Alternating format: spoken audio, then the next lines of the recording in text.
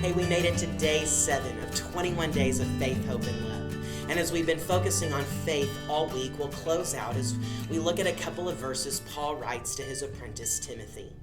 Now, at this point in Paul's life, he's aged and is reflecting on his life and leadership. And there's a couple of statements he makes that are amazing things to be able to say to the person that he's passing his baton of leadership on to.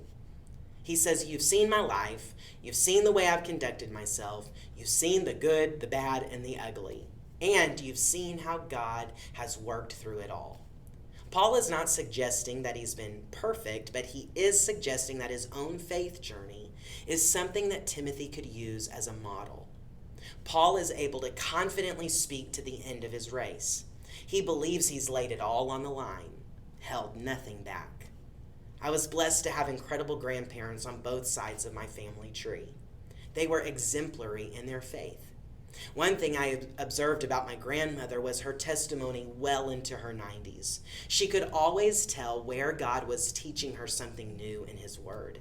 She was always transparent about how God was challenging her to continue to grow.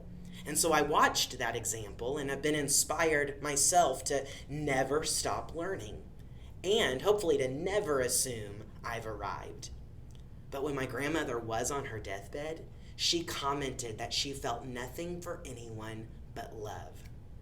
There was this sense that her sanctification had grown so deep that she was filled immensely with the love of Jesus. What an incredible witness. What an example of faith. So what about you? Who is someone in your world who displays exemplary faith? Someone you admire because of their abiding trust in God's promises and His character. But now, let's turn the tables, because someone is watching you. Someone is observing your life, and whether you've asked for it or not, you are serving as a window into what faith in God looks like. So what are they seeing? How's their view?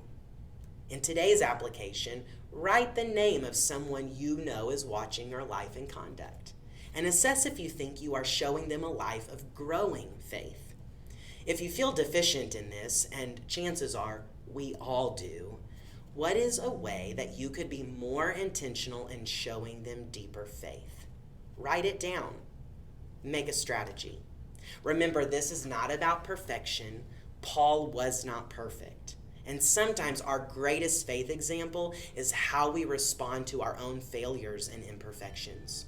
So being a good example isn't about getting everything right all the time, but it is about demonstrating how we walk with Jesus and allow Him to shape us and change us to become more like Him.